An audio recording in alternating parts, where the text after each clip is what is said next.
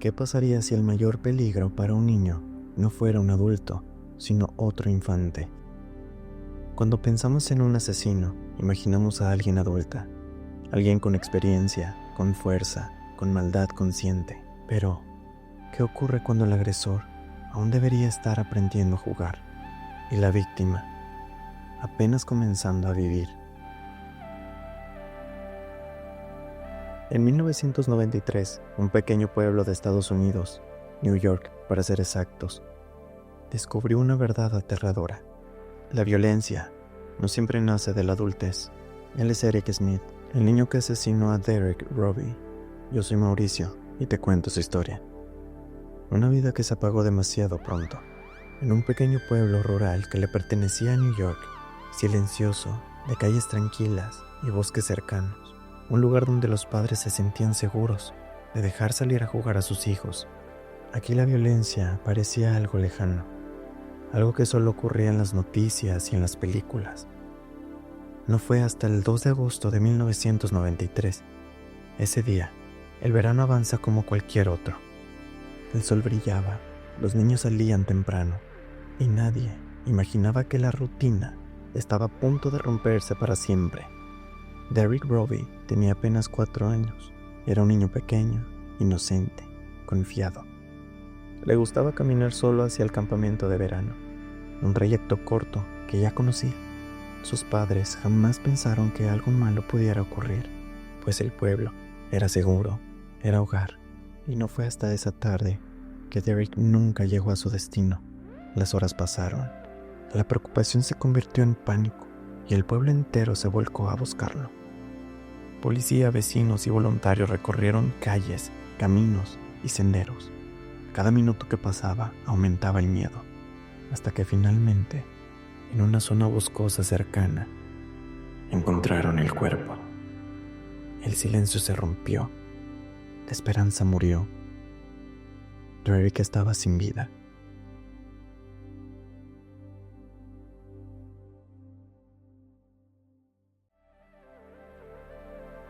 Y lo que los investigadores encontraron en la escena fue algo que jamás ninguno olvidará. El cuerpo mostraba señales claras de violencia externa. Derek había sido estrangulado, golpeado con una piedra, y su cuerpo fue manipulado de forma humillante después de morir. No fue un accidente, no fue negligencia, fue un ataque deliberado. Pero lo más perturbador aún no se sabía. El responsable no era un adulto, era un niño. Eric Smith tenía 13 años, vivía en el mismo pueblo, asistía a la misma escuela, caminaba por las mismas calles, pero su realidad era muy distinta. Eric sufría bullying constante. Se burlaban de su apariencia, de su forma de hablar, de su comportamiento. Era aislado, rechazado, humillado. Para muchos adultos, era solo un niño raro. Pero detrás de ese aislamiento había ira acumulada. Ese 2 de agosto, Eric se cruzó con Derek en el camino al campamento. Un niño mayor, uno mucho más pequeño.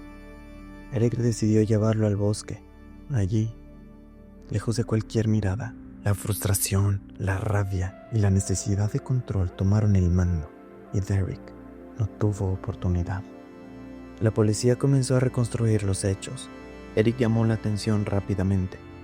Tenía rasguños recientes, manchas de sangre y un comportamiento emocionalmente desconectado. Durante los interrogatorios, Eric se contradijo, hasta que finalmente confesó. Describió el crimen con frialdad. Habló de lo que sintió, de una sensación de poder que jamás había experimentado. No actuó por accidente. Actuó porque quiso. Cuando se supo que el asesino tenía tan solo 13 años, Estados Unidos quedó en shock.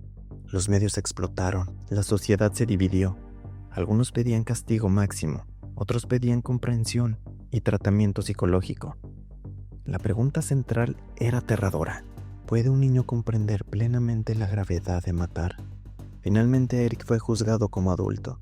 En 1994, el juicio lo declaró culpable de asesinato en segundo grado.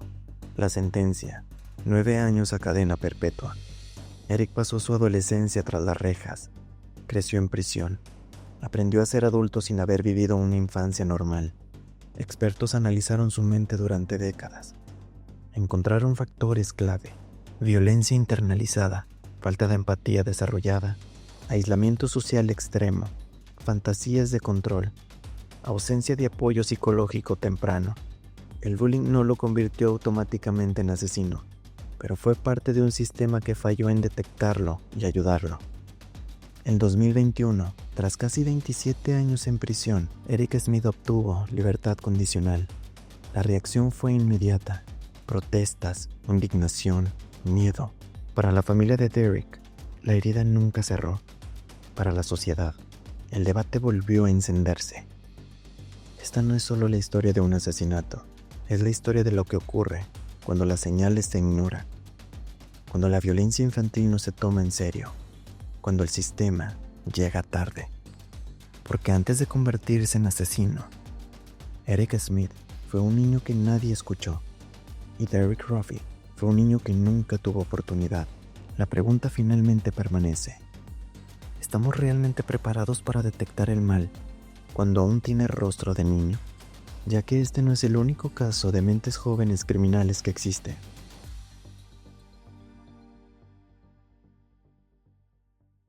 En el 2006, un pequeño pueblo canadiense despertó de una escena imposible de comprender.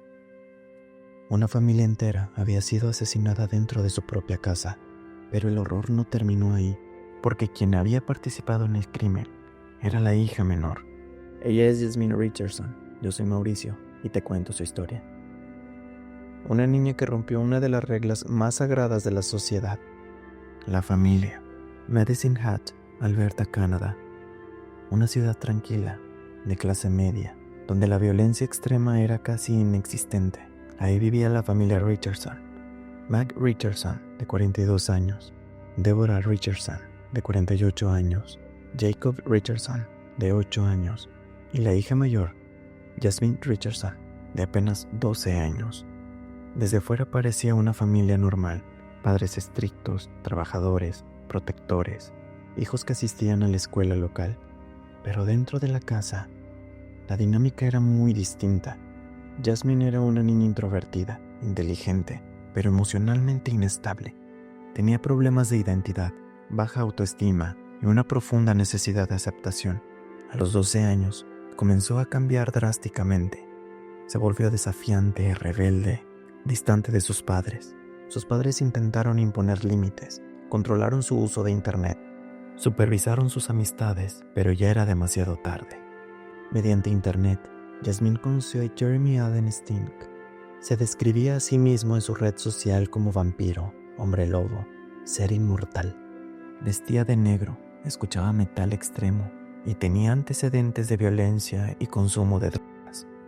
Para Jasmine, Jeremy no era peligroso, era preparación, era comprensión, era aceptación, era escape. La relación fue intensa, secreta y profundamente tóxica. Cuando Mark y Deborah, los padres de Jasmine, descubrieron la relación, reaccionaron de inmediato, prohibieron cualquier contacto, le quitaron el acceso a internet, intentaron protegerla, pero Jasmine no lo vio como protección, lo vio como una amenaza. En mensajes intercambiados con Jeremy, aparecía una idea impensable. Entre textos, se encontró uno que erizó la piel de muchos. Si ellos no estuvieran, pudiéramos estar juntos. La fantasía se transformó en un plan malévolo. Durante semanas, Jasmine y Jeremy hablaron de un asesinato como si fuera una solución real. Los mensajes eran claros: fechas, roles, consecuencias. Jasmine no era una víctima manipulada pasivamente. Participó activamente en la planeación. Ella sabía exactamente lo que quería. La noche del 23 de abril del 2006, Jeremy Stink entró a la casa de los Richardson. Dentro estaban Mac, Deborah y el pequeño Jacob. Esa noche, los tres fueron asesinados. Jacob, el hermano menor de Jasmine, tenía 8 años. Jasmine estaba en la casa. Nada fue accidental, nada fue improvisado. A la mañana siguiente, Jasmine caminó tranquilamente hasta la casa de una amiga. Horas después, los cuerpos fueron encontrados. La escena conmocionó a todo Canadá, pero nadie sospechaba aún que la responsable estaba viva y libre. La policía comenzó a reconstruir las últimas horas de la familia. Rápidamente encontraron mensajes entre Jasmine y Jeremy, conversaciones explícitas sobre el plan, pruebas digitales irrefutables. Cuando Jasmine fue interrogada, no mostró reacción de una niña en shock. Finalmente, ella confesó. La noticia explotó en medios internacionales. Niña de 12 años participa en el asesinato de su familia. Canadá quedó paralizado. Era el caso de parricidio múltiple más joven en la historia del país. Jeremy Sting fue condenado a cadena perpetua, con posibilidad de libertad condicional tras 25 años. Jasmine Richardson, debido a su edad, fue juzgada bajo la Ley de Justicia Juvenil de Canadá. Fue declarada culpable de 3 cargos de asesinato en primer grado, la sentencia máxima posible para una menor. Jasmine recibió 10 años de sentencia total, parte en custodia juvenil, parte en prisión, parte en libertad supervisada. Su nombre fue sellado legalmente, su identidad protegida. Para la ley, Jasmine debía tener una segunda oportunidad. Para la opinión pública, no todos estuvieron de acuerdo. Jasmine fue liberada en el 2016. Cambió de identidad y decidió desaparecer del ojo público y vivir como una persona anónima. Pero eso no cambia lo que es y lo que fue. Carga con ella una esencia de haber asesinado a su familia completa y los recuerdos de 3 almas con las que acabó para siempre. Expertos revelan el diagnóstico completo de Jasmine, donde señalaron factores clave: inmadurez emocional extrema, relación de poder desigual, idealización romántica, falta de identidad propia, influencia psicológica profunda, pero también algo crucial: Jasmine sabía lo que hacía. Este caso no es solo sobre crimen, es sobre influencia, manipulación, adolescencia y decisiones irreversibles, porque cuando el amor se confunde con obsesión y la realidad con odio, las consecuencias pueden ser fatales. La pregunta final queda en el aire: ¿hasta qué punto somos responsables de nuestras decisiones cuando aún somos niños? Muchas gracias por haber llegado hasta aquí en este capítulo. Si te gustó, dale like y comparte. Nos vemos en la próxima.